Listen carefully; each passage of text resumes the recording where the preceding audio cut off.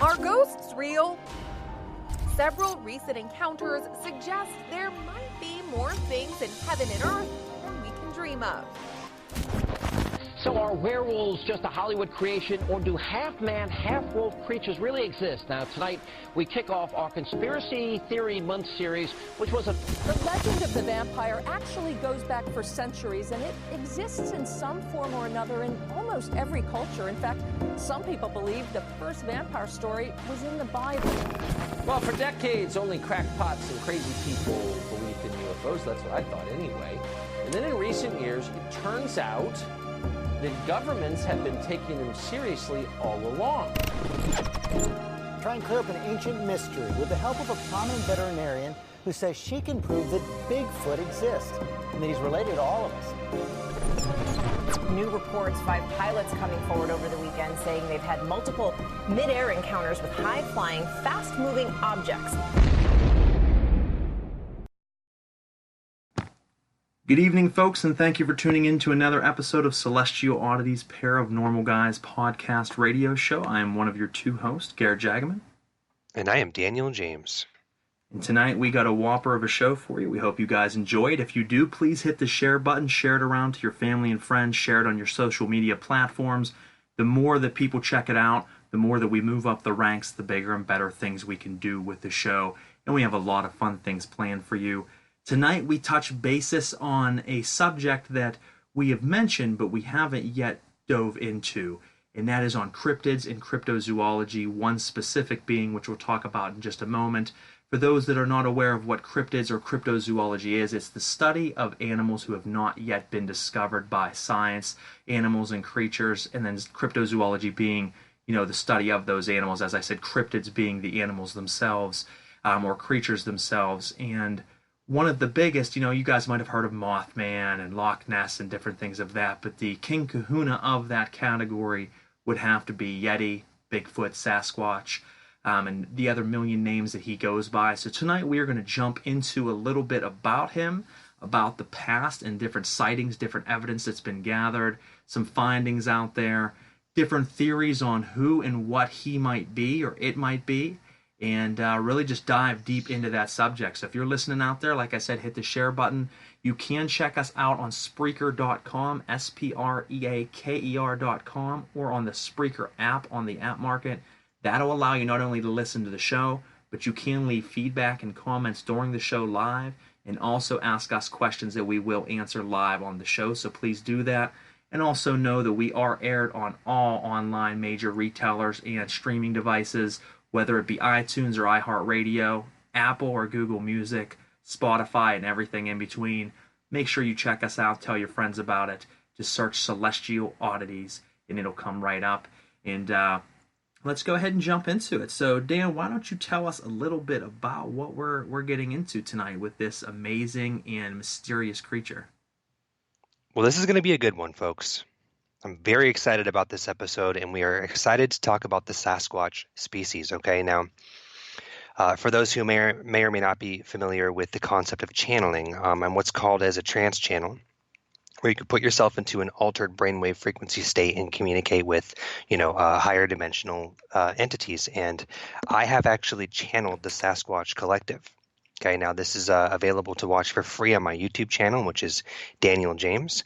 We are going to be diving into everything that Garrett has researched, because he's really good at posing some specific questions. And then I'm going to give you guys everything that I've learned and collected over the years in studying cryptozoology, but also having my own personal experiences with the beings, and covering some of the information that I've channeled from their collective as well. So that's the goal tonight, and let's just dive right into it, Garrett.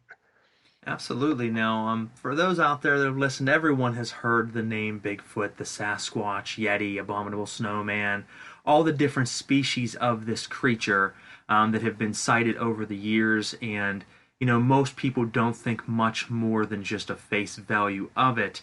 There are some people that are, infatuated by it, some people that just can't get enough of the subject of Bigfoot or cryptids in cryptozoology. And for good reason, because one of the first things that I, want to throw out there to the listeners is, it has been said time and time again by very renowned people in the field and scientists alike that it is now to the point that there has been enough evidence gathered and enough sightings and experiences and encounters with this creature across the world, across decades, and by so many different people of different backgrounds and walks of life, that it is now more absurd to believe that it doesn't exist than it is to believe that it does.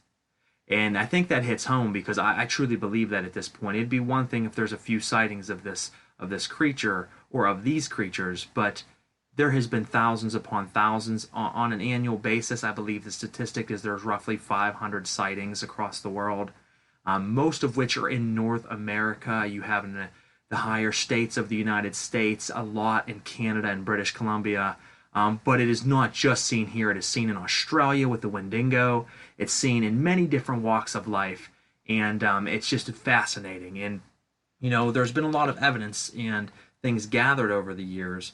And one of the first things I wanted to jump into is some of that evidence that has been gathered that, a lot of people say, well, why don't we have evidence? Well, we certainly do, folks. There's been a lot of different things gathered over the years that help prove the existence of these creatures and a lot of different footage of it. Now, a lot of people say that a lot of that's fake. Well, there is a good chance that some of it has been faked and some of it certainly has. But there has been scientists who have looked into this that are very, very renowned in their field that have agreed that there's things that just could not have been faked. For instance, the Patterson, Gimlin film from, 1967, which is still to this day the most famous footage of Bigfoot ever captured. There's been a lot of footage, but this one is very unique. It's very clear. It's during the day. You can see it walking. It's walking differently than a normal human being could walk. They even had people try to mimic the walk of this thing and couldn't. It was very tall, and the suit that, obviously if this was a person would have been wearing was far more advanced than any suit that someone could have had back then. The detail to it, the way that it moved, the way that it looked, down to the fact that they were able to test by looking at the film that there is a bulge in the back of the animal on its leg when it walks a certain way, which would only mean that a muscle in the back of its body had actually been torn at one point in time and then has healed over. No costume is going to give that type of detail. So I think first and foremost, I wanted to jump into, the findings of that Patterson film. Have you yourself, Dan, ever seen that famous footage? Oh yeah, I mean it's iconic. When I was a kid, I used to watch all of like the History Channel, the Travel Channel, anything that would do documentaries or TV shows that were looking into things like that. And then I would also go on the internet, of course, and browse files. Now I grew up in Washington State. In the United States, Washington has some of the highest sightings of the Sasquatch species in the country. And it was funny to me, having lived there for 17 years, I never had an encounter. I met people who had encounters there, but I never personally had an encounter. But I would definitely listen to the stories that people shared from that state, and that footage was always mentioned, and I watched it and analyzed it and saw the documentaries that really delved into the physics behind, the way that it moved and the footage and everything like that. And it seemed, pretty legitimate to me. From my perspective, I was always impressed by it. Oh, certainly. I mean, it's a great piece of footage. Even if it is faked, it's a great piece of footage because it's been heavily debated for years, and I don't believe personally that it was. There's a lot of other people that don't. It's funny because it's the most iconic and famous not found footage, but most iconic footage that has ever come out on the creature itself, but it's also the most heavily debated and scrutinized film as well. So interesting that it gets both sides of that spectrum, but the way that it moves, its knees are bent inwards. The look to it, like I said, its way it swings when it walks is very unhuman-like, and they already have proven that it would be very, very difficult for a human to walk like that in long strides without spending months practicing walking just like that. Mm-hmm. Also with the the structure of the creature and the suit that it would have had to been wearing would have been so advanced for the 1960s that it would have been decades and decades ahead of its time. So it's very interesting. I think that itself has been, heavily scrutinized, but also helped bring a lot of light to the subject of Bigfoot.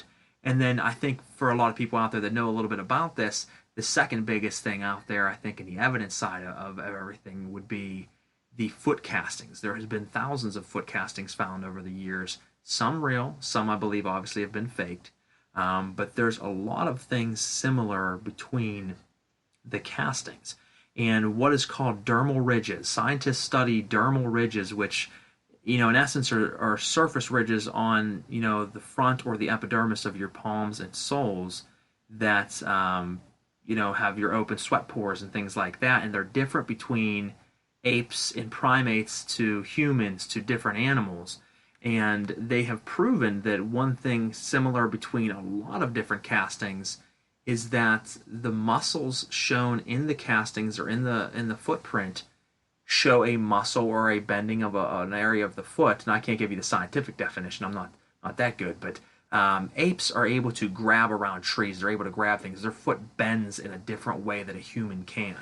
And most of these castings share a similarity that they have that muscle and they have that operating feature of their foot and hands that humans just do not have. Now, they're also through that able to test and see that it matches no other known primate currently in existence. So we have something that walks very similar to a human, something that has footprints similar to a human, but who, unlike a human, has characteristics of an ape, but an ape that has not yet ever been discovered on the books of science. So very interesting. What is your thoughts on that? Well, it's the only way that I know how to do things is to really just sort of like drop a data dump of everything that I've collected. Okay, over the years, just sharing my knowledge in like a streamlined, just rapid fire. I want to just like hit you guys with everything that I know that I've learned over the years. When it comes to scientific evidence, when it comes to research, okay, anytime that hair has been found by this being, or anytime that footsteps have been casted and studied and taken for DNA samples, the questions of why do we never capture these things in the TV shows that go and hunt Bigfoot? Why do we never find a dead body? Okay, just starting off bare bones with the entry-level idea of why is there no evidence? And why have researchers scoured the earth with little to no findings?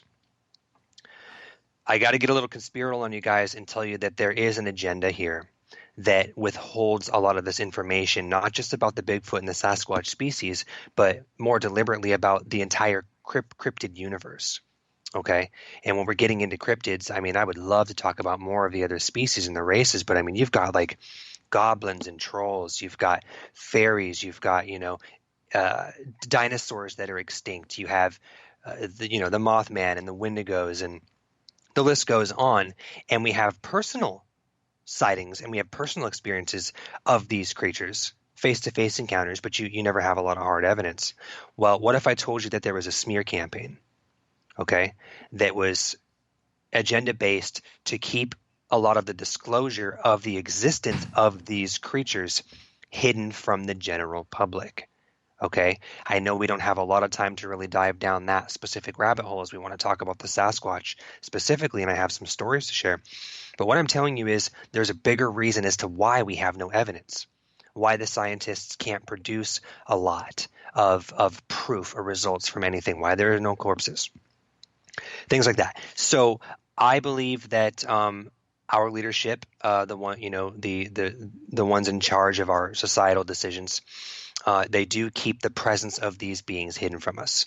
Now, we can't get into why tonight, but I'd love to talk about that at a later date. That's a big reason why you never see anything on these monster hunting shows. They never actually find the creature, but you watch the show for an hour, but they never uncover everything. Well, what if I told you that they do? But the footage that they actually capture of these beings and these creatures is blacklisted.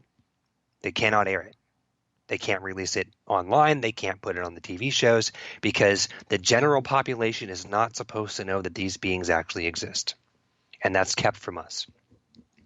Another thing, just to touch real quick on why don't we have any dead corpses of these beings? Well, they're extremely intelligent, okay? They're also multidimensional.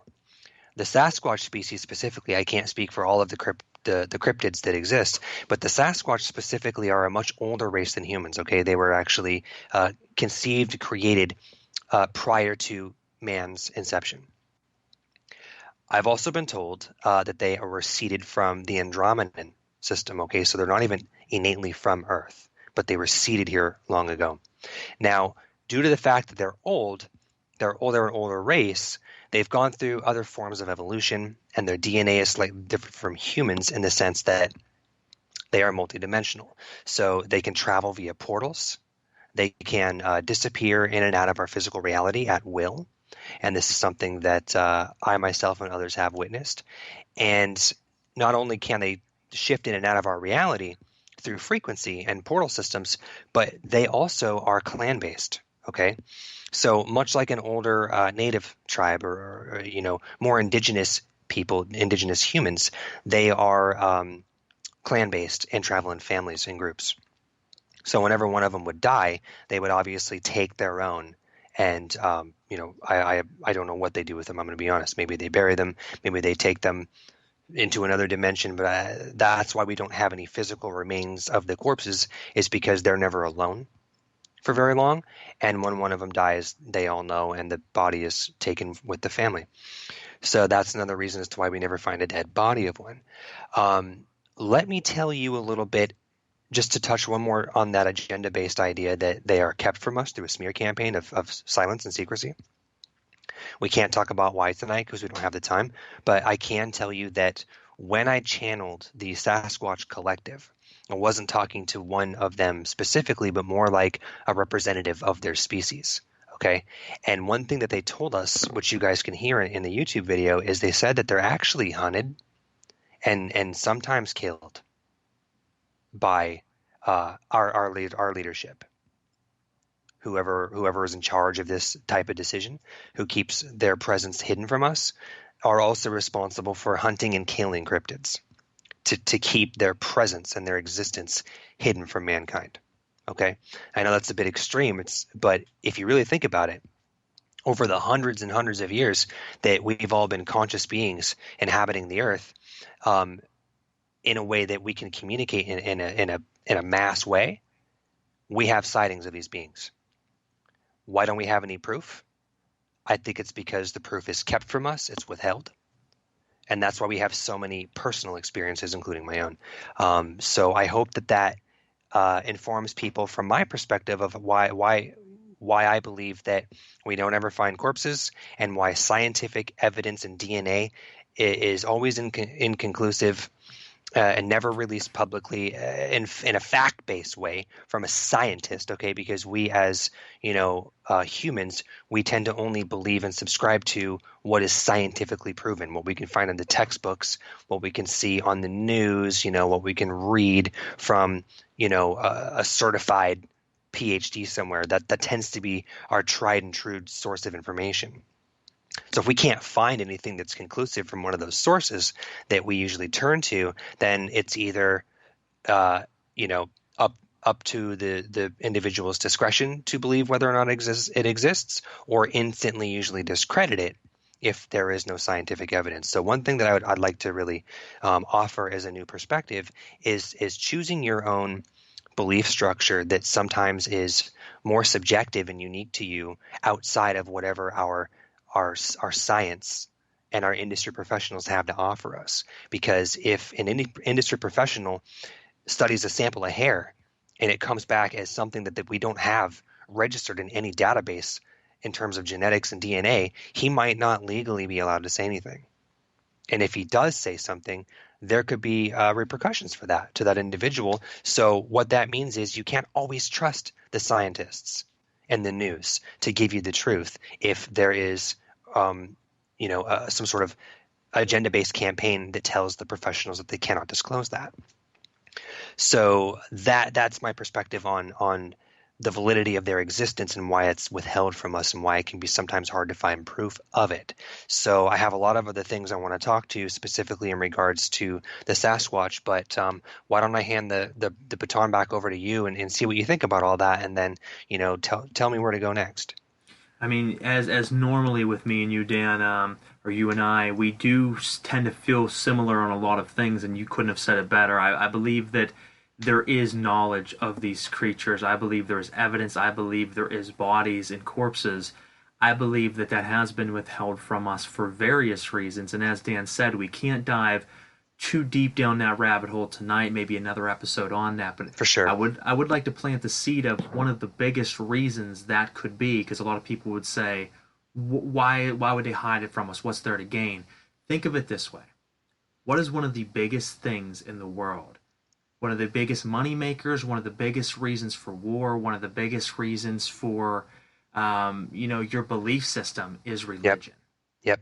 Now, if Straight up. they prove that there is, or they show that there is some sort of primate that we might have even evolved from, Absolutely. and it can go one of two different directions. It can be from just the evolutionary standpoint of we evolved from something. So if the theory of evolution is correct, that dispels the theory of a god and of your religion. So therefore, it crumbles the fabric of what you have believed in your whole life. All of the money the churches make, all of the different things made from that, now are being put to test. So that's one thing you can think about. Let's look at it from another standpoint very quickly. Is okay. Let's say it's not a being that we evolved from, but let's say it is an interdimensional being or alienistic being of some sort. Then that proves there is life beyond just us. Which what's that also do? Dispels everything we know with science, everything we know also with religion. When you start to tear at these fabrics, it has a lot of repercussions, so they keep it solid. They have been found. They have been covered up.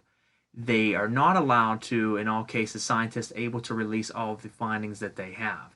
They're able to give us enough that we stay, enthralled by it. It's a big money maker in itself as well, and I'm sure that there are certain pieces of that pie going elsewhere that we don't know about, but also because they know we're not completely stupid as a human race. I mean, we are definitely dumb, but we're not as stupid as people think, and they have to know that they have to give us certain pieces to keep us going, but enough hidden that we'll never truly know, and that's in a lot of different areas. So, as Dan said, I definitely think there is reasons that we are not told of the existence of these beings, and then the second part of that would be, why do we not see corpses? Why do we not see more conclusive, in-your-face evidence? And we kind of touched part of that with them covering it up. And when people find it, maybe they are told they are not allowed to release that information, or there could be repercussions to them. Right. But I also believe that, there's a couple different reasons. As Dan had said, they are clansmen of a sort, and they take care of their own, and I think a lot of them are handled by their own species and either buried or taken elsewhere.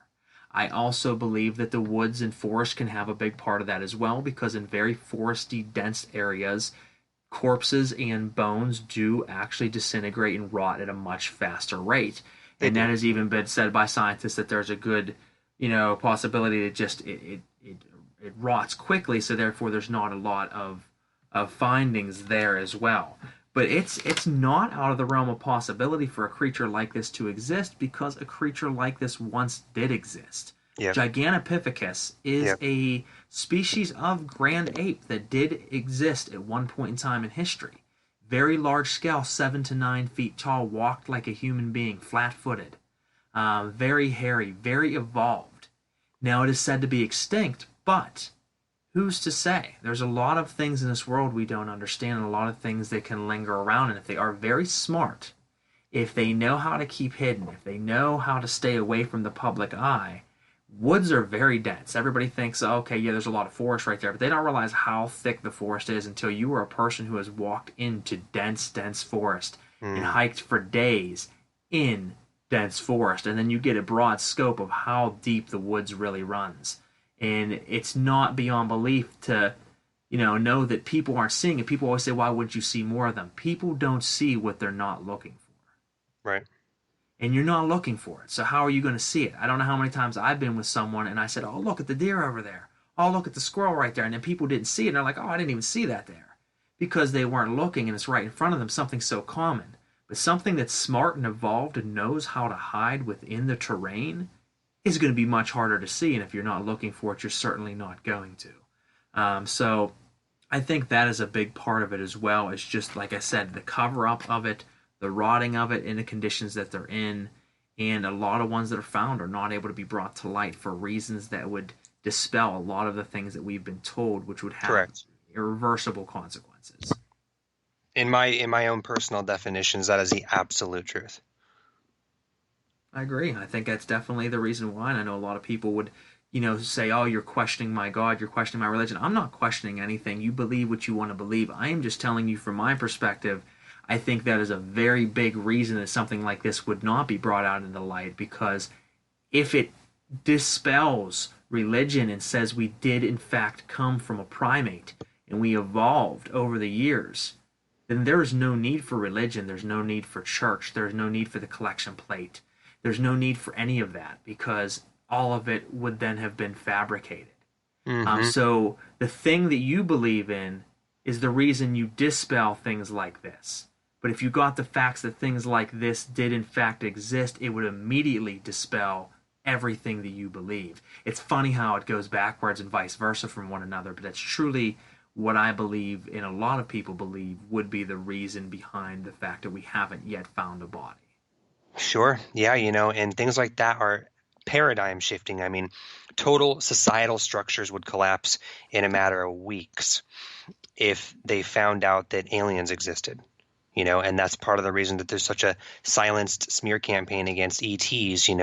Every time you hear like alien movies, which the film and television industry is heavily influenced by the all-seeing eye, and it's always the little green men from space come and blow us up, do terrible things to us. It's like aliens are always depicted in such a negative way, and it makes you wonder why. Why are they always here to kill us and blow us up instead of maybe help us or, save us in some way?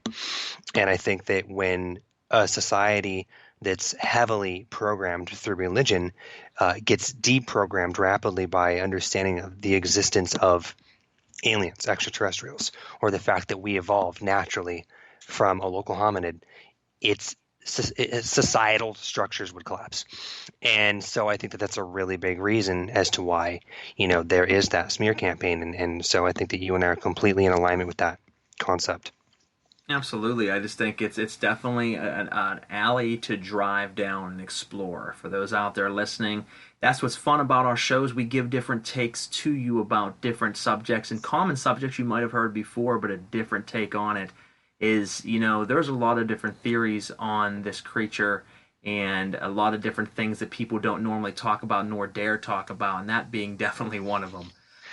But we brought it to you tonight, folks, is, like I said, we can dive down that rabbit hole a little deeper on another episode, but that is something to certainly think about and ask yourself, well, maybe that, does that make sense? Maybe they have been found. How has thousands of them been seen over the years, but none of them ever found? Well, that's because, as anything, if the guy down the street finds it, he calls and reports it, it goes mainstream quick to the higher sources that be. They come, they cover it up overnight, and only 4 or 5 people seen it. Well, there's ways of dealing with those 4 or 5 people, or getting those 4 or 5 people not to talk. So then it disappears quickly, and then maybe they let it be known that if people suspect something, well, then there was a foot casting found last night, but the body was never found. Well, that could be because they're giving you a little bit of something.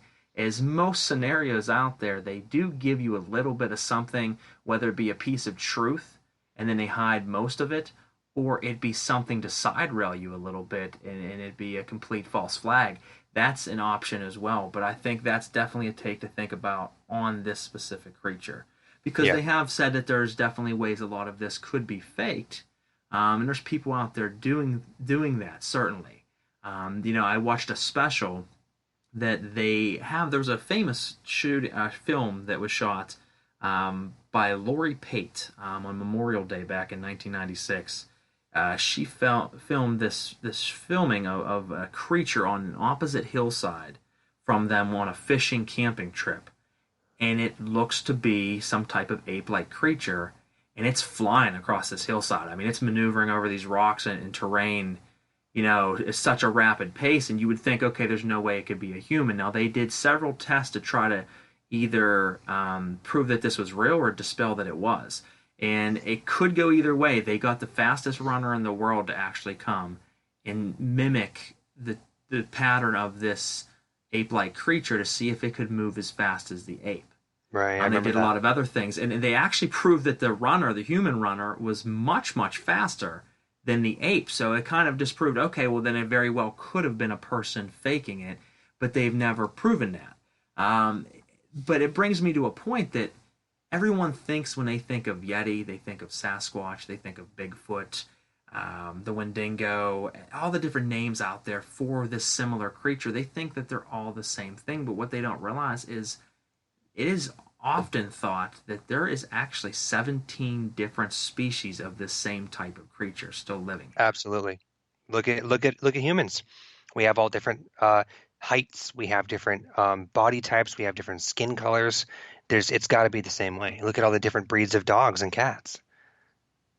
No, exactly, and that's the funny thing about it is one of the things they said about that Memorial Day footage was that, you know, obviously that guy did outrun what was on this film, but they also said, well, you know what, it's very sketchy to us as well because most footage, these things are reported, or most sightings are reported this thing's between 7 and 9 feet tall, which is the standard definition of what a lot of people believe, but this one, it only weighed in at roughly 5'2", 5'6", they said. So something very short. And they're like, well, it moves slower. A human can outrun it. It was short. Then it had to be a fake film. It's one of the very heavily talked about films of you know, captured footage of Bigfoot.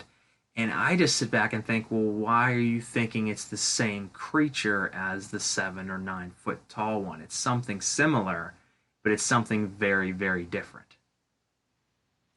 Yeah, man. I agree. I totally agree. You know, you got like the skunk ape. It's fascinating that it's like these beings look and sometimes even behave slightly different based on the geographical location that they're in. That's why, like, you know, a lot of people describe in Asia that the Yeti are usually white-haired, depicted with white and you know, darker colors, slightly darker colors. You know, you got some regions where they're always seen as like orange hair. You have some regions where they have black hair. You have some regions where they have brown hair, and then the brown-haired ones, the standardized depiction of them with the brown hair are generally the tallest species, whereas some of the other regional species of the Sasquatch are shorter. No, absolutely, and from different things that I've certainly researched, films and footage that I've seen, and different drawings and depictions of it. I have seen the different looks of them. As you said, some have a goldeny orange type hair to them. Some have the dark jet black, almost like a black bear. Some have more of the, you know, the brown, longer hair. The ones, as you had said, are much, much taller. They're the biggest of them. And it's very interesting. And then you have some that, you know, talk about the white hair, like the abominable snowman. And, you know, they're seen often in the Himalayan mountains. And it's interesting that also kind of shows evolution, because they have evolved to survive in the area that they are in, which would make them masters of their terrain, once again proving the fact that they would know how to maneuver very well through it, and they would know how to disguise themselves and hide while in it. Oh yeah, masters of stealth, and, you know, using the natural environment around them to their advantage. You know, I mean, this is a species that I've always been so drawn to and fascinated. Listen, let me rattle a couple things off here. See what you think. Absolutely. From what I understand, their template, or the blueprint of their species, was originally seeded from the Andromedan system, and it was brought to Earth a long time ago, back when Mother Earth Gaia was actually Tiamat. And for those who study the creation story and know a little bit about the Anunnaki and things like that, the Earth was actually in a different form. Prior to the version that it is now, it was Tiamat, and then it was actually blown up and broken up into small pieces during the Orion Wars, things like that. But the Sasquatch species, as we understand them now, they, like I said earlier, they predate humans. And when the Anunnaki came to Earth, they wanted to create a physical race of beings for multiple reasons, which we don't have to get into tonight. But what they did was they took a lot of their own DNA and genetics, along with some other DNA and genetics, and they mixed it with a local hominid on Earth at the time, okay, to create their own species. that local hominid is all in the same family here that we're talking about, which means the Sasquatch, the human beings, and some other races that we don't even know about yet, including the Anunnaki, they were all gene spliced and hybridized to make human being. That's how you got the Homo sapien as it is. This is from what I understand, at least in terms of the creation story. There's also the concept of evolution as well. But just talking about the creation story from the Anunnaki perspective, this is the way I understand it. And if it is the way that it's depicted, in the ancient texts and things like that, then that makes us literally family. Okay, it almost makes us cousins to the Sasquatch species. Now they took, like you said, they took a different path down that evolutionary timeline, if you will, from the point that humans were sampled from the same local hominid.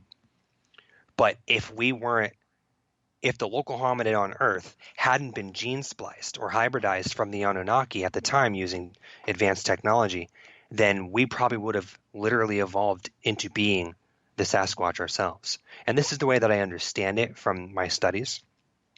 So that's an interesting concept to throw out there, a theory that not only do the Sasquatch exist, but that we share DNA and genetics with them, maybe distantly, but enough to make us still exist within like a family sort of paradigm or structure. So that's another concept I wanted to throw out there for all the listeners to see how you feel about that.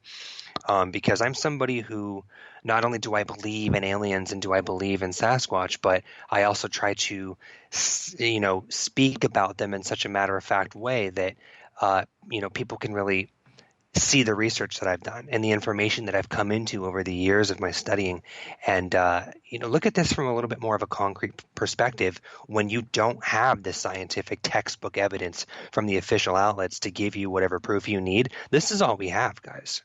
So, this is where my heart's at. This is where my mind's at. So, let's see. I mean, what else can we talk about? I know that one thing I want to do, I'm going to save a little bit of this for another installment. But listen, guys, I've had two very definitive, in real life, face-to-face encounters with the Sasquatch. Now, it's actually more than two. But they were two separate occurrences. I'll touch on these lightly, and because to tell the whole story of how both of these circumstances happened, it would run up our whole show. But what I can tell you is, like I said, I spent 17 years in Washington State, where I grew up as a little boy throughout my teens and into my 20s, of hearing stories of everyone who had met Bigfoot. They have talked to Sasquatch. They have Bigfoots come to their backyard and steal food, and sometimes they show up and throw rocks at their house, things like that. Never happened to me. I waited and waited and waited 17 years.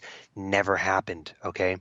My ex-wife Amy and I, we moved from Washington State to Western New York, the Niagara Falls, Buffalo area. And it was June of 2010, okay? Mind you, 17 years in Washington State with some of the most sightings in the country. I never had an experience. We get up to Western New York and we go to a concert.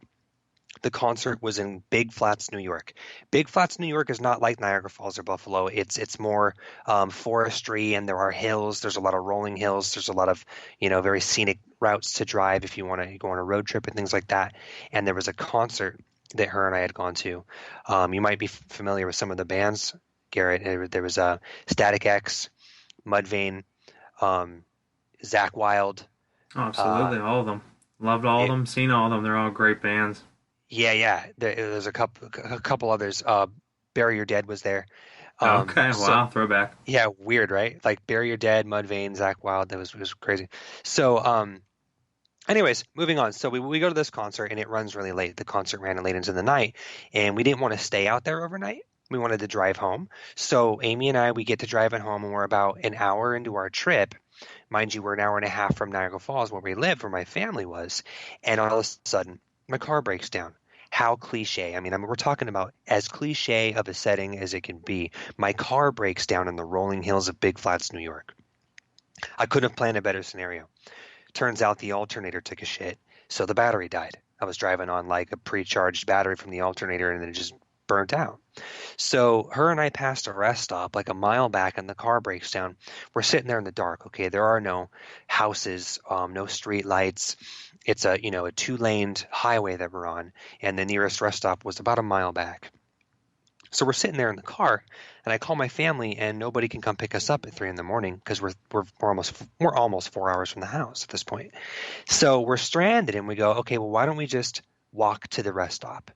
There's a rest stop, we can almost see it from here. Let's just walk, take us, 15, 20 minutes at the most, and we'll ask for help. It's the middle of the night. Someone's got to help us. We get out of the car, and we realize that it would be better to cross the median and walk on the side of the throughway, the highway that the rest stop was on. And in the medians, dude, where you're going down the freeway or the throughway, and if you need to like turn over or pull off, there's that like no U-turn area that cars can pull into. Like cops usually sit there. So it was one of those, and it was gravel. And it was big enough for like a vehicle to pull through, and it separated the two highway lines. Well, it was very dark, very, very dark out because there were no lights out. So her and I, the median was right by the vehicle. So we got out, and we walked up to the median, and just as we left the sidewalk and got into the gravel, we heard in front of us a scuffle, okay? And it was like a very heavy, very weighted sort of stomping sound right in front of us. And we heard it clear as day. We stopped it dead in our tracks, literally terrified. Now, mind you, this was in 2010. I wasn't as conscious and awake as I am now, so I didn't understand a lot of these things from the perspective that I have now. So I was a little frightened. And I look up, and all of a sudden, you can see in the moonlight, because that's all that we have, the moonlight, I'm talking like 7-8 feet, this hulking silhouette just in the moonlight, and it's breathing. There's this deep breath, like when you're standing next to a cow or a horse, and they're very large animals, you can sort of hear the weight behind their breath in their lungs. Yes, absolutely. We look up and we see the silhouette in front of us of the being, and Amy and I stop, and we're fucking just stoic, just cold, because we feel like we know what we're looking at. But if you're familiar with the concept of cognitive dissonance, there was a lot of disbelief happening all at once, very, very quickly. And so we're frozen, and we look at it, and I said, Amy, let's just I looked at her, I said, back up, just back up. We start to back up. All of a sudden it bolts. Okay, it takes off past us from being right in front of us about 15 feet or less to the right to cross the street towards our car. And as it runs past us, Garrett, you can hear the weight of this thing on the ground. And it's like do, do, do, giant, heavy footsteps, bipedal footsteps. And you can just see the shape of it in the moonlight runs across the street and into the woods, into the tree line alongside the throughway where we had parked, right in front of where our car was. And her and I turned around, ran back to the car, got in the car, locked the doors. And we're like, did that just happen? And if it did, what was it? And we're in a little bit of disbelief. We're in a little bit of shock, but nobody can come help us. So we sit there for a while and we go, okay, what's the move here? We don't necessarily want to go outside of the vehicle, but we also didn't want to sit in the car all night in the dark, because this thing ran into the woods right next to where the car was parked, and we were a little just freaked out. Okay, so we ultimately discerned that you say, fuck it, let's get out of the car, walk as quickly as we can to that rest stop, because it's literally like in the distance, it's close enough to walk. Excuse me. And we're like, okay, let's do it. So we get out of the car, lock it, hold hands, and we start walking, right? Sure enough, we start hearing footsteps, probably about 100 to 200 feet into the tree line alongside the throughway. And it's tracking with us, step for step through the woods. You hear these one after another footsteps tracking along the road. And I'm like, Amy, do you hear that? She goes, don't talk about it, just keep walking. And I'm like, okay, I got you, all good. So we're walking. We're over halfway there, and we see it, and it's in sight, and it's like getting very close. And all of a sudden, I promise you the truth, it does that quintessential movie-esque Bigfoot howl. At the top of his lungs, he lets out a shriek. That woo, that just like, yeah, it's often associated with him. That cut, you've heard a million sound bites of it online. That cutting howl, but only it was like 200 feet away. Okay, now I can't tell you the experience that I went through as a human being. When you hear that in the middle of nowhere, okay, with no houses anywhere as far as the eye can see, but rolling hills, and you know it to be that one definitive thing, the only thing that it can be based on all those TV shows and all those movies and all those stories, when you hear that sound in the dark, in the woods, in the mountains by yourself, and it cut through our bones, dude. The howl was so loud that the whole body was just vibrating.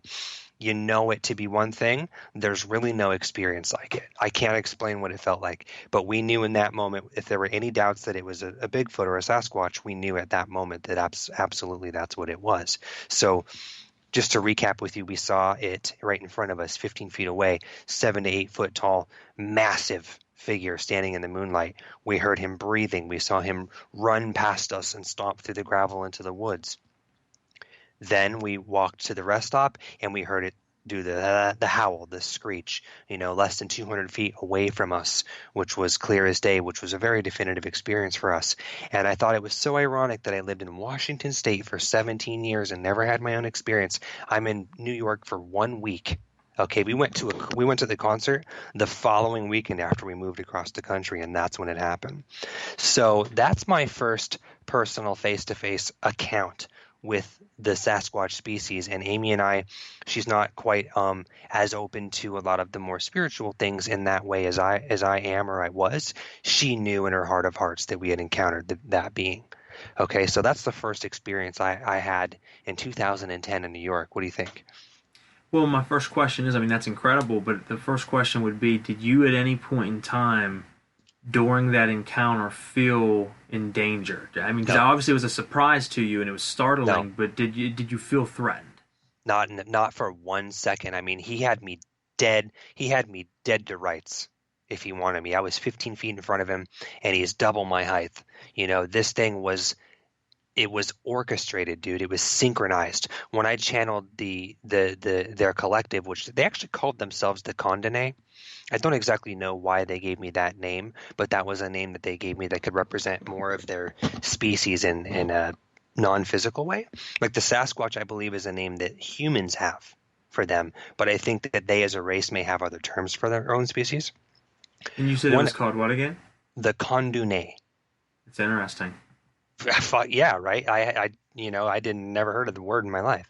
So they told me that everything happens for a reason. And they told me that it was no mistake that my car broke down that night, when it did, where it did, that it was all divinely orchestrated and synchronized specifically for me to have an encounter that night. And because these beings are so advanced spiritually, that they may even have had that particular one that I encountered may have even agreed, okay, in some sort of multidimensional way to be the one that I would experience and have a face-to-face with. That they told me that that when you're in the presence of certain circumstances and you have certain experiences, it changes you energetically. And in a sense, they said that not only was that encounter synchronized and actually pre-planned, but they also said that it was training me for something. They said that the exposure of being in the presence of that being at the time that I did served as a trigger for something. Don't even tell me what that means, okay? But it does tie into my second encounter, okay? Remember how I said I won't go into this one too much because it's a much more broad spectrum story, which I will go into in more detail at other times and other ways for those who are interested. But let me jump forward into this next one and we can see how they tie in together. Lauren and I, my partner, we run a creative video service called The Moment Imaging. So I'm a full-time videographer and editor, and we were fortunate enough to get hired to go to Mount Shasta, California, out by Redding, California, in August of 2019, this year, to film a 10-day spiritual retreat. And the spiritual retreat was being taught by a personal friend of mine named Brad Johnson. And he was giving some spiritual lectures and teaching some healing techniques with energy and things like that. And Lauren and I were brought out there to film it. Well, the house that they put us in was a communal house. There were 15 of us as far as guests and crew. And in our house, we were kind of tucked away in the woods in Mount Shasta. And there were, let's see, 1, 2, 3, 4, 5, 6, 7. There was about 7 people in our house. A bunch of guys on the other side, and then myself and Lauren had the master suite upstairs, and then there were 2 women downstairs in separate rooms. So we lived in a communal space, but our house was tucked away down a long driveway in sort of surrounded by foliage and woods. Now, for anybody listening who's familiar with the Mount Shasta energy, to my shock and amazement, there's actually a Sasquatch Day in Mount Shasta, where every year they celebrate the Sasquatch species, because there are so many sightings and there's so many face-to-face interactions with the beings in Mount Shasta. They honor them as like a member of the community. How cool is that? That is pretty cool. Yeah, so when I was going around to grocery stores and shopping and stuff, I was talking about the Bigfoot to locals, and they're like, "Oh yeah, we have a Sasquatch Day." I was like, "Sweet." So, let me try to see if I can streamline my experiences. But to anybody listening, I'm going to put up a YouTube video on my channel, and it's going to have a more comprehensive description of the story. And then I also have audio, okay, for those who do want that tangible evidence that they can, sit in front of and absorb. I've got audio. I've got audio recordings of the beings for those who will be interested in that down the line. So one night I got home from game night. We had game night at the second house where the other half of our group were staying. We would all play, foosball and pool and ping pong and things like that, table hockey. And then whoever was with me, I was a driver of a van. We would take a van full of people back to our house, which was only like a 2-minute drive up the road, but it's all still very forested. It's Mount Shasta. So we were driving home. I had the van one night by myself after game night, and I had driven home at 12:30 in the morning. And I parked the van, walked up front to my porch, and all of a sudden I felt called to stop and just sit on the porch for a while. There was a chair there, and I thought, okay, well, maybe I'll watch, I'll do some stargazing. I'll look at the moon, and I'm feeling very called to just sit here. I'm going to listen to spirit and just enjoy the fresh air. I'm having a good time. So I sit there. Now there's one house, okay, in our small little driveway next to us, to the left of the immediate left of the house, separated by a chain link fence, by a barbed wire fence. There was one house. It was an elderly couple that I was told lived there, and it's kind of like a timeshare mostly, but they own the property. And that driveway that runs parallel to ours had a big metal gate that sat in front of it so that cars couldn't get back there when nobody was staying at the timeshare. And so it was vacant. Well, I'm sitting there on the porch, and all of a sudden I hear this bang, this slamming sound. Like it sounded like something like a baseball bat hit this metal fence. Mind you, it's 12:30 in the morning. Everyone's asleep. I was like, that was interesting. I'm just going to continue stargazing and pretend that didn't happen. All of a sudden, bang, slam again. Definitive, clear as day slamming on this fence. Now, to those listening who have heard stories about the Sasquatch, they like to hit stuff. They bang on things. It's what they do. And so I'm thinking, okay, that was definitive. The second hit was deliberate at this point. So maybe someone's over there. I don't know who would be this deep in the middle of nowhere when all my people inside are asleep. But I'm going to continue stargazing. All of a sudden, boom, a third hit, like a baseball bat slamming on this metal fence. And I was like, okay, there's something there making its presence known. I think that's pretty cool, to be honest, but I'm going to go to bed. So I went in the house, went to sleep. Next day, flash forward, the second night, okay? I wake up out of a dead sleep, completely disoriented, and Lauren's shaking me. She's shaking me, okay, to wake up. And all of a sudden, I hear these slamming noises and these banging noises, and I'm like, what the fuck is that? Like, it's, it's 3 a.m. What the hell's going on? Or one of the guests that are staying here out on the back porch, rooting around, like, what's going on here? And it sounds like someone is banging on the house, dude, slamming on the house. And so I'm like, Lauren's like, what is that? And I'm like, I don't know. One of the guests has to be down there. But I was literally so tired and disoriented, I got to be honest, I fell back asleep right in the midst of it. So I wake up in the morning, and all the guys on the other side of the house called a house meeting, and they said, okay, we got to talk about something that happened last night. They had told me that on their side of the house, it sounded like a group of Sasquatch right outside the windows banging on the house and throwing stuff at it. And I literally heard it, but I was so tired and so disoriented that I fell back asleep in the midst of it. But they told me that they were vocalizing, they were making noises, they were grumbling and groaning and hitting the garage door and throwing sticks and stuff up at the windows. Mind you, I'm out in the middle of nowhere. Okay, there were no other houses within immediate walking distance of our house, specifically anybody that'd be up at 3:30 in the morning. And when we got up, there was a tree out front that had gravel around it. Well, we had tracks, very large footprints all over the gravel around the main tree in the front yard, which was by the porch I was sitting at. So I thought the story was very fascinating, and there was some mediums and some psychics who had come to the spiritual retreat, and they were tapping into the energy, and they were saying that there's definitely Sasquatch clan present.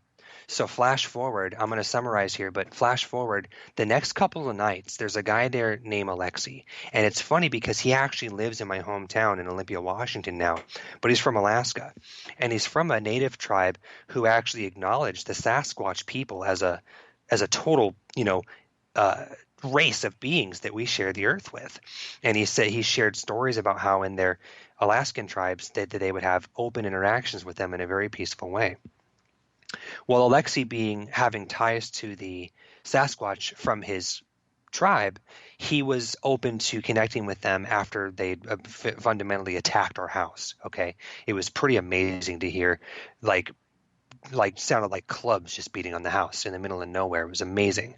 So we go out. I'm going to be honest. We went out cold into the night at 12:30 after game night, because we had game night every night till about 12:30. We would have game night. So Alexi and I went out down the driveway towards the main artery road, and which leads to the residential districts and to the other house that our guests were at.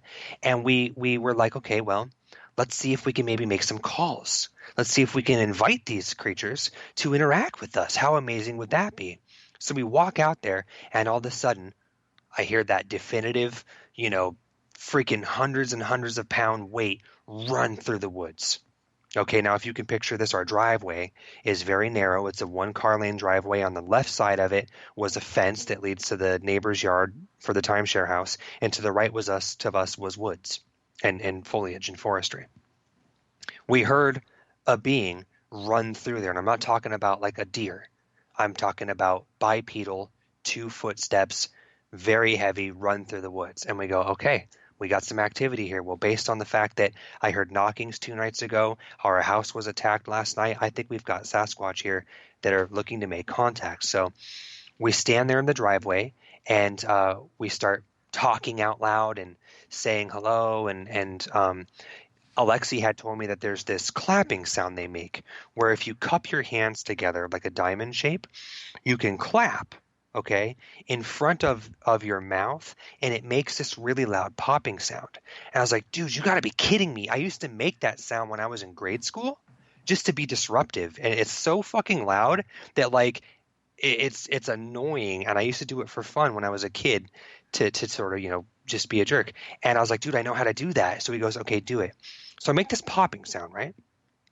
And all of a sudden in the woods in front of us, just a couple 100 feet, we hear 3 definitive knocks back. 1, 2, 3 in the woods. And I said, That, my friend, was direct communication. That is not It's interesting.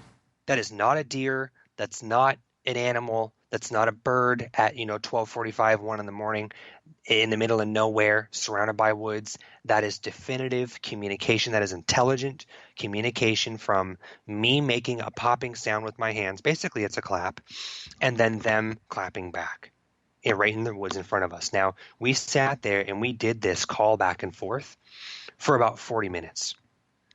And we could hear them moving around in the woods around us, and it was amazing. It was a very powerful experience. So to flash forward to the next night, I start to get a little crazy. Okay, I decided the next night I was going to leave food out under the big tree, surrounded by gravel in the front yard by the porch where I had been sitting. I was going to leave food there to see if maybe they would. If they had already come to the house once before to bang on it, maybe they'd want to come and eat something. So I left out a slice of bread and some grapes and some chips, a handful of potato chips underneath this tree. Sure as shit, the next morning I come out, here's what I find. The grapes are gone, the chips are gone, except for some little crumbs, but the chips are gone, and the bread had the crust peeled off of it, but the actual slice of bread was left alone. Now, the bread wasn't chewed on or nibbled on by like a squirrel or a deer. You'd see bite marks that the edges would be, uneven. It would look like it was almost like surgically peeled. The crust was peeled off the bread perfectly, and the crust was taken, but the bread was left alone. So I thought that was very fascinating. Flash forward the next night, I go to the grocery store, and I start buying stuff for them. I was like, okay, we're having contact here. I want to give these guys a snack. I'm sure they love human food, right? So the next night I give them chocolates.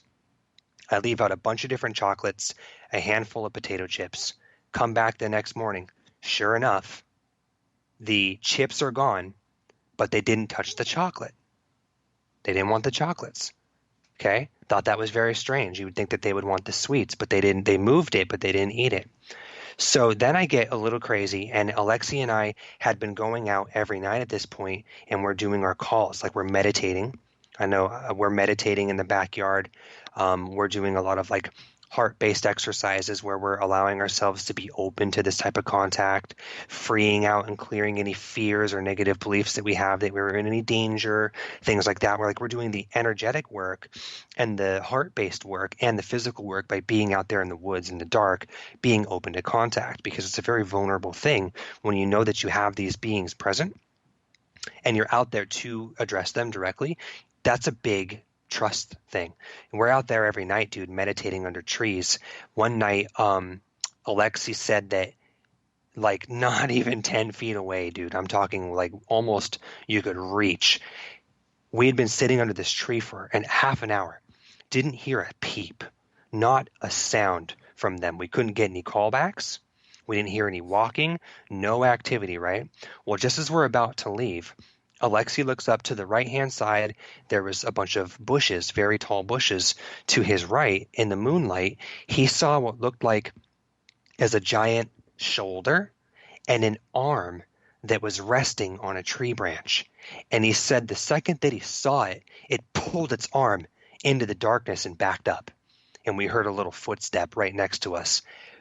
And I didn't see it, but he saw it. And that's exactly how he explained it to me, that it looked like there was one of these things that must have been either teleported to where it was because we never heard it walk in, or it had been there the whole time when we walked up, and he had been standing there in the fucking dark when we walked up to the area that we walked to into the woods, and he just like froze and didn't move because he knew that we rolled up on him. And then when Alexi physically saw his hand in the moonlight, he pulled his hand back. And we thought that was a trip because we never heard it run away. We didn't hear it walk away. We got up and ultimately left because we made noises, we made clapping, and it didn't respond.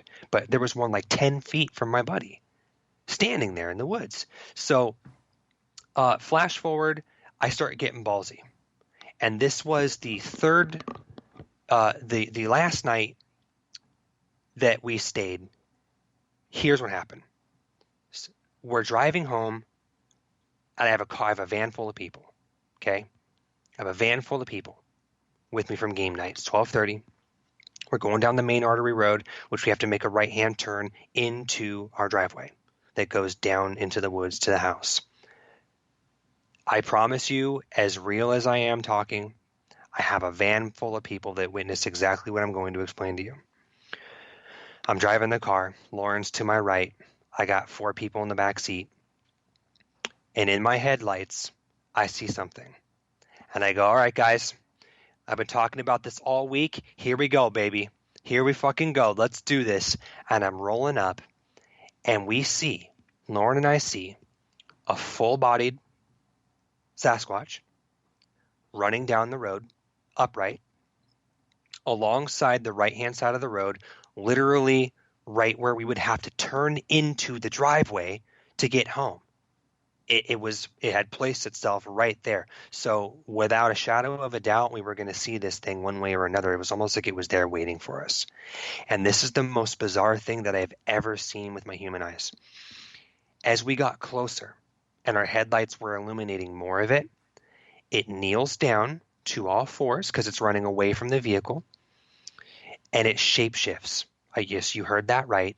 It shapeshifted into what looked like could be a wolf, a giant wolf, because Lauren and I saw a big bushy tail, a big long bushy light brown tail behind him running as he went from on bipedal 2 feet down to all fours. He shapeshifted into what looked like could be a very large wolf.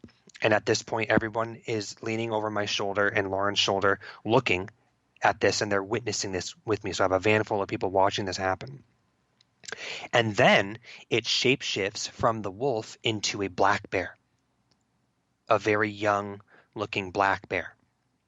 And if I could explain to you what this looked like, it didn't look like it does in the movies. You know how, like, if you've seen Willow, I think the movie Willow was the first movie where they used CGI to actually show a mutation of one being into another being, and now they do it like all the time in movies with computers. Absolutely. But it didn't look like that. It didn't look like that. It looked like almost if you was to take 2 pictures, one of a wolf and one of a bear, and lay them on top of each other, but you lower the opacity of the top picture so that it almost looks like a little bit translucent or opaque, and then you lay that on top of the more solid picture. It looked like 3 different images stacked up on top of each other trying to be one image, if that makes sense to you. It wasn't a clean, like, werewolf in Paris transformation. It wasn't like that. It was like a metamorphosis of some sort, but it never fully took any of the forms. Right. It was almost more holographic, if I'm honest. Okay. It was almost more like it was organic, but it didn't look like a Bigfoot shape-shifting into a black bear. It looked like a blending of those things sort of crossing together. Okay? I can't explain it, but it did not look like it does in the movies. And the funny thing that everybody noticed, this is going to trip you out because it gives me chills. When it shifted into the black bear, the one thing that didn't change back was its feet. Okay. Interesting. It had giant human-looking feet. I know this is sound crazy, guys, but I've got a van full of people to corroborate my story that we all witnessed the same thing in the headlights of my van. Its feet still looked like giant Bigfoot feet, but the body of it and the face of it was a black bear. And then it stops. Trippy. It's a trip, dude. It was like too sci-fi to believe. And then it stops in the middle of the street past our driveway and looks back at us like, what? You didn't see shit. You know, just looking at me. And we're all looking at each other in the van like, you saw that, right? They're like, don't worry, Daniel, we saw it. And I'm like, okay, we're going to go home. We're going to talk about this, but it was fucking weird. So I turn into my driveway and I drive down, and we all sat with what we experienced. And then Alexi and I went out that night. I don't have time to do – I know we don't have time to go into all this. If anyone's interested in hearing the comprehensive story, I'll put it up on my YouTube channel here in a couple weeks. But we went out that night, and some other very strange things happened to us while we were in the driveway. We didn't encounter a bear, I'll tell you that much. But I have to really summarize this for the sake of timing tonight. But here's the last thing I'll add. I put out more food that night after Alexi and I did our contact. Basically, it was like a contact exercise or a ritual, if you will. We go out there and we do our clapping and our calling. After that, we did the exercises, and we had some experiences that were a lot.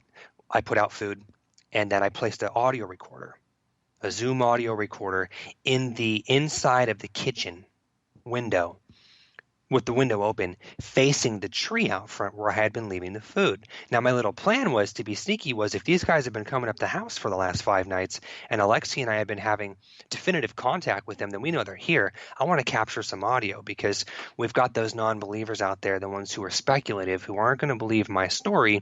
Even if I told them 6 people saw it, they're not going to believe my story unless I have some sort of evidence, because that's just the way humans are. So I set up my audio recorder. Well, I let it run all night, got up in the morning, and I let it run that day when we went out. It was the following day.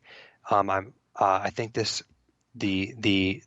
sighting happened on Friday night, and then we had one more day, which was Saturday, which we had another field trip.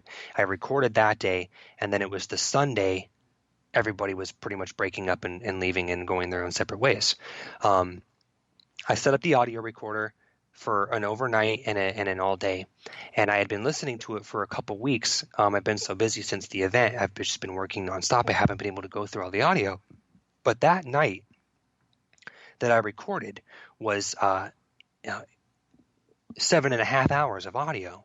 My recorder ran all night. I went through every minute of it. And I'm going to tell you guys right now, I have some very exciting, conclusive audio of this creature. Now, what I noticed was the most fascinating thing is the last night. This would mean that the Sunday that I woke up. Excuse me. This happened after the contact experience. The Saturday that I woke up, when I went to check where the food was taken, check this out. They left me something where the food was. Now, I don't know if this was a gift, if this was an offering, but I am going to channel on this when I have time and find out exactly what it was from the source. They left me a wood chip. Okay, it's about 2 inches long and 1 inch wide, and it was burnt. Okay, it was a burnt piece of wood sticking up outside the dirt. Okay, now this dirt was very hard. It wasn't soft, very loose where by the tree. Okay. It was hard. You had to work. They took this burnt piece of wood, and they wedged it into the dirt, and they left it right where I had been leaving food for 3 nights. Figure that one out. So when I asked one of the mediums who was there what she thought it meant, well, because it was burnt, and it looks like it was broken in a few different ways and placed where I had been leaving food, they thought it was a form of technology. And I thought, okay, originally I thought it was a gift, like a peace offering, like saying, hey, thanks for the chips. We like potato chips. Here is a gift. This is what I have to offer you. Here's a wood chip. But then I was thinking about it. Wait, did you say technology? She goes, yeah, to me it feels like it's some type of technology. I don't know how it works or what you're supposed to do with it, but they definitely left it for you. It seems like. I was like, okay, well, it's a technology. Wait a second. It's a wood chip, like microchip. Okay. And I was like, wait, maybe they have some sort of like weirdo nature technology that we don't know anything about from people who come from computers and people who they come from, cell phones and technology in that way. If these advanced spiritual multidimensional beings have been alive for, gazillions of years, they have to have technology that we don't know about, nature technology that, we can only imagine. And then I thought maybe this wood chip is coated in some way.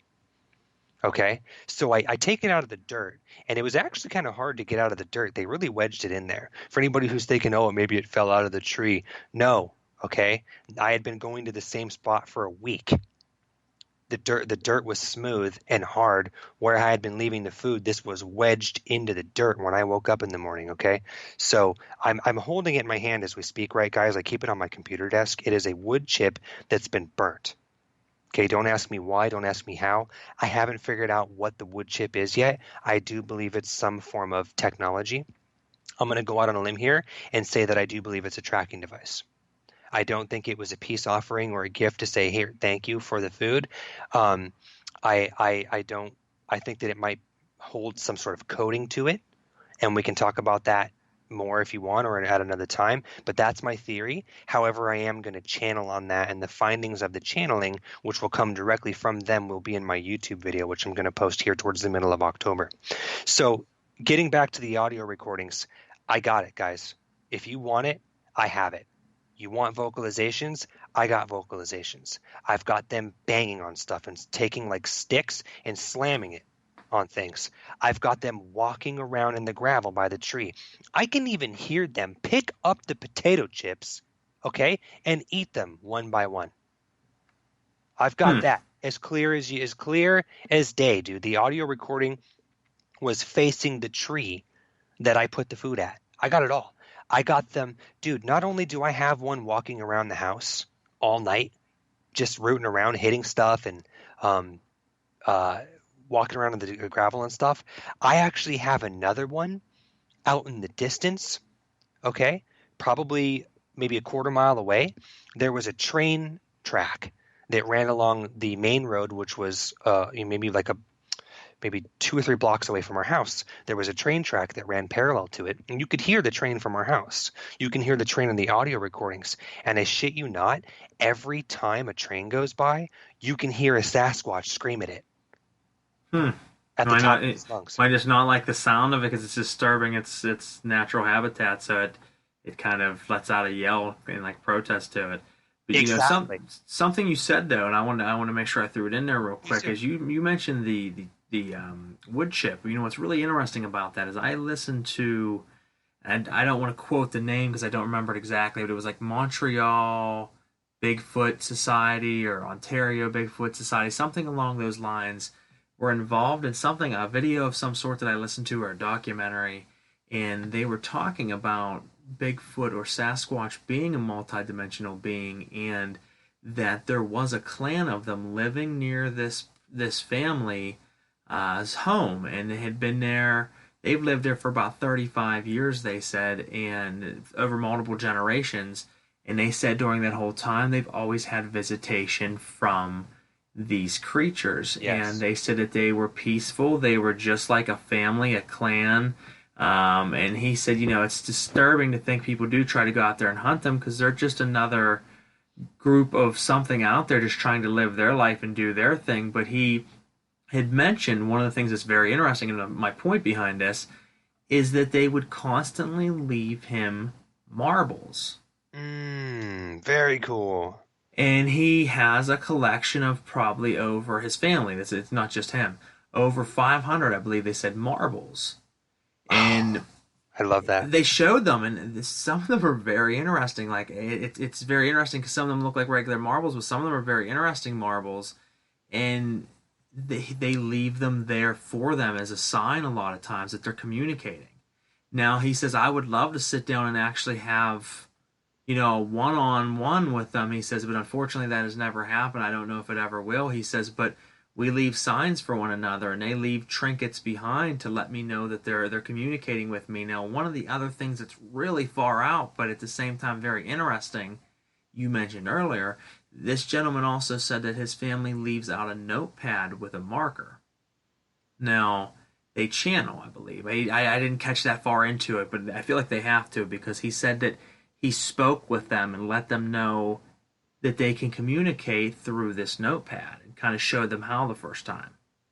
But he also said he's never directly been in front of them, so it has to be some sort of channeling. And he said that he would lay the marker out, and many nights they would go to sleep. Next morning they would wake up, and there's these scribbled drawings that were left behind on his table in his home. Now, I know that sounds very far out, and that's something completely different than any concept that I had ever thought about. But he showed these drawings, and I mean, yes, could they be faked by someone? Absolutely. But it was very interesting because he had hundreds of them, and they all were very similar, where most of them showed the drawing of a flower. Oh, very cool.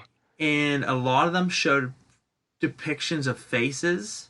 One of them, it looked like they did a self-drawing of themselves, and there was this ape-like hairy creature on it, but there was also like a humanoid face. But the weird thing about all of these pictures, and the guy was explaining it, is all of them have a line that's drawn from them, where it draws the ape to the man to the flower. Like everything is connected. Wow, I love that. And in all of these drawings, it's simply stating the message that all of this is connected. We're all one. We're all together. And they leave And them that these marbles. And it was very, very interesting. And your story of the wood chip just made me think of that. You were in a different area of the world and maybe a different species or race of that specific type of cryptid or creature. But maybe it was leaving you some sort of trinket, like you said, to tell you, like, we know you're there too. very cool. I'm glad you shared that because it's congruent with their behavior when they come into when they meet a human or a family of humans that are peaceful and welcoming and inviting, they will respond. They will interact with you. I do not believe that they're hostile. I do not believe that they're violent. When I channeled them myself, they said that on the contrary, it's usually mankind that tends to be hostile and violent towards them, but that they genuinely want peace. They genuinely hope that someday we can evolve enough as a species ourselves to want peace and to open that sort of interaction. And they can come out of the woods. And they're not saying that they're going to move into our houses with us, but damn it, I think we could do a lot better, Garrett. I think that we could at least be out there, where groups of people who are of the right vibration to have these experiences could go out in the woods and spend a night, interacting with these beings. And it's my hope someday that we as a race, or even select individuals who are interested and excited about that, can get to a point in our own evolution where we can just be out there in the woods with them. Maybe, sharing food, or maybe, I don't know, dancing, or trying to learn their language and have those types of interactions. Like Alexi was telling me that he heard this one audio. I haven't heard it, but he said he heard a soundbite where this guy had been recording them speak. They have a language, like some of them can actually speak like a sort of like a tribal language to each other. And he said that one of them was sitting in the woods. Okay, this is like what Alexi told me. He's sitting in the woods, within earshot of the beast, the creature, the being, the Sasquatch, whatever we want to call him. And it said audibly in the recorder, it said, "I love you." In English, dude. Wow. In English. It spoke English. Well, you would think it would hear enough of it over the years, as they are close by but staying in the shadows and hidden, that they would pick over fragments of our speech. And if you're watching body language, if you see someone showing affection towards someone and they're saying "I love you," and you see it time and time again, then even though you don't speak that language, you understand the sentiment that "I love you," whatever that means. That sound, it means affection. So they start to understand that as well, because they're not dumb. I mean, if anything's been said about this race of creatures, is that they are intelligent, and that is what allowed them to stay so well hidden, as we talked about. Yeah, that's interesting. I think that's very interesting.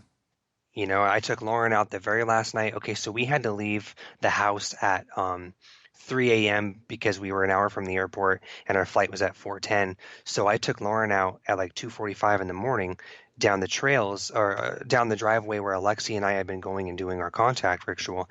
And we didn't even actually get halfway to where Alexi and I had been going to stand and doing our contact protocols when we heard footsteps on the other side, strangely enough, from where we had been getting all the activity, towards the neighbor's yard.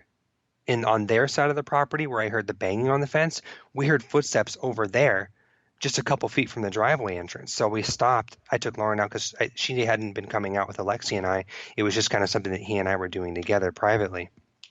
And we heard footsteps, so we stopped. I said, "Okay, Lauren, here we go. We're just going to make a call to action here, and if they respond, then you will know that they are there with us right now, and the Sasquatch are there in the woods." So I did the popping. I popped 3 times, clap, clap, clap, and sure enough, right away, 1, 2, 3. They knocked right back to let you know, "Hey guys, we're here, we hear you, and here is our response. Go in peace." And Lauren got to hear that, and she had a big smile on her face, and it was a cool moment to take her out here and let her experience the thing that Alexi and I had been experiencing. And it's like 2:45 in the morning in the middle of nowhere. So when you get those knocks back, it's intelligent communication. Absolutely. And that's how incredible. It ended. So listen, I guess we got to wrap this up, but one thing that I want to tell you directly is as a result of my experience in Big Flats, New York with my ex-wife, as a result of the 5 or 6 nights that I had definitive open contact with these beings and recording the audio of them, I am going to pursue this. I am going to channel on it again and see what I can dig up, but I'm going to be pursuing this contact because I do believe that if anybody has an interest, if any of the listeners are of the right vibration to what we call contact, okay, whatever contact means to you, that's open contact with basically a non-human but sentient terrestrial race. That's very exciting to me. So I'm going to pursue this, and I'm going to be going to some parks at night in the woods by myself. I live in the city, so I don't really foresee a Sasquatch clan walking up to my backyard with everyone's got dogs around here and cars driving around. It's just not likely. So I'm going to take myself out into the woods and be doing some contact protocols because I believe that they are interdimensional. I believe that they travel via portal system. And my intuition and through some conscious channeling downloads that I have received after that event, there was one specific Sasquatch there who was younger, he was male, and I do believe that he and I must be connected in some way. And I think that they are not bound to a local geography. Now, what that means is I bet you these things can probably travel via portal system throughout the country at will. And I'm going to see if I can manifest another experience of open contact with them out here in Pennsylvania. And if you ever want to come out with me one night, if you've got some free time, you want to come out for a couple hours and try some contact protocols that I just tripped over, it turns out they work. You're welcome to come with me, and we'll bring an audio recorder and we'll let it run while we're out there doing our thing and see what happens. But I believe that for myself, speaking for me alone, this is the beginning of a lot more contact, more definitive open contact. And not only do I have the intention to have a face-to-face with these beings in a positive way, but I'm not going to stop there. I'm going for all the cryptids, you know. I want to meet the extraterrestrial races. I want to meet, you know, I want to start meeting fairies and stuff, like you name it. When this happens to you, okay, when you meet the Sasquatch face to face and you know it to be real for you in your version of reality, you start to realize that more is possible now, and you start feeling like you can accelerate on that and continue in that direction if it excites you, if it's something that you're interested in. And for me, it's like one of my highest excitements. I can't imagine anything more interesting than like hanging out with the Bigfoot. I honestly, like that's cool to me. So I'm going to pursue this, and I think that it's going to accelerate. As long as I put myself out there and I'm in a place that they can reach me at, like not in like a residential, but I'm in the woods. That's why I think it really happened for me in Mount Shasta, because it's a very high vibrational place. There's a lot of forest area where they can conceal themselves and move about more freely in secrecy. I'm going to go out there, man. So if it's something you're interested in, you want to come with me, or you know, if you want to come over and listen to my audio recordings, dude, like, you know, this is who I am. No, I would absolutely love to go out with you. There's a place out towards Blairsville, Pennsylvania that is one of the most highest activity areas in the United States for UFOs, for Bigfoot sightings, for alien sightings, and for a lot of paranormal activity. And I've been wanting to go explore it, so we will have to set something up coming up in the near future to spend some time in those woods. I can talk to you a little bit more, you know, off the radio about some of the things that I've researched there, but very interesting, something I've been wanting to see and experience a little bit, so we'll look into that. We're going to be wrapping up here, folks, but I did want to go over one last final thought, and that is, you know, as a researcher, as someone who explores the paranormal for many years now, I've always been fascinated by things like cryptids and things like Bigfoot and the Sasquatch. And as someone who's enthralled by that, you want to hear more evidence found. You want to see more because it allows you to see more of what you're interested in. But I also have to take the step back as someone who has a fond respect and love for these type of creatures and for the different things out there. And for that hope, I hope publicly it is never found. And they can continue to live their existence out there the way that they are. And, you know, select few of us maybe out there. It's certainly not me yet in life, but I know, Dan, you have. I've experienced different realms. but I have not experienced that yet. But I mean, I would love to go out and communicate or see people continue to do that on a respectful level and be able to talk to these type of creatures and know that they're out there. They know that we're there, and there's that fond mutual respect. But like I said, as far as actually going out and catching one and things like that, that to me just seems barbaric and not something that I want to see happen. So just, think about it that way, folks. If you're out there, respect that it's out there, research that it's out there, but to go out and catch one, I don't think so. How about you go out and communicate rather than hunt? I think that's a better way of going. Yeah. But any final thoughts tonight, Dan, on the show, and then we'll go ahead and wrap this up. Final thoughts. Well, I want to thank everybody for listening. If you're familiar with Garrett and I on the show, we're obviously two people who are very passionate authentically about the things that we discuss.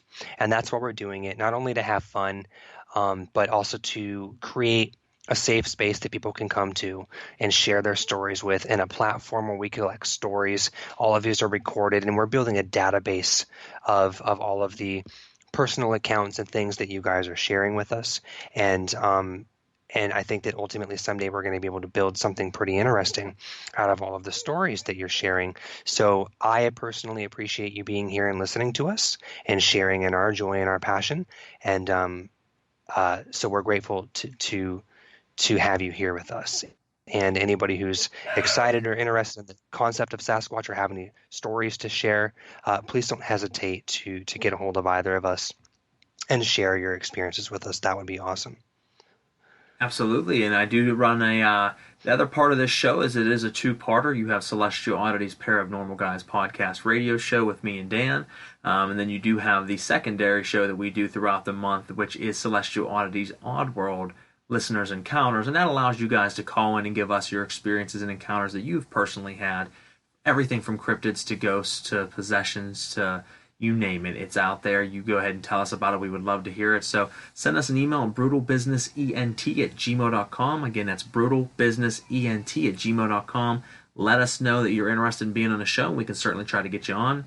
If you have any suggestions or any ideas for the show, or just want to drop us a line and let us know you're listening, do the same thing through that email. We would love to hear it. And check out all the work that Dan is doing right now on all of his YouTube series and podcasts that he's got going on.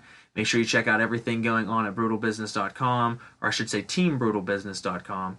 And, we love you guys. We'll see you next time. And here in a couple of weeks, we will be bringing you another episode of the Listeners Encounters, and also our next topic, which we haven't yet dropped. We will name to you guys soon. So make sure you're searching us on Facebook and all the other social media platforms.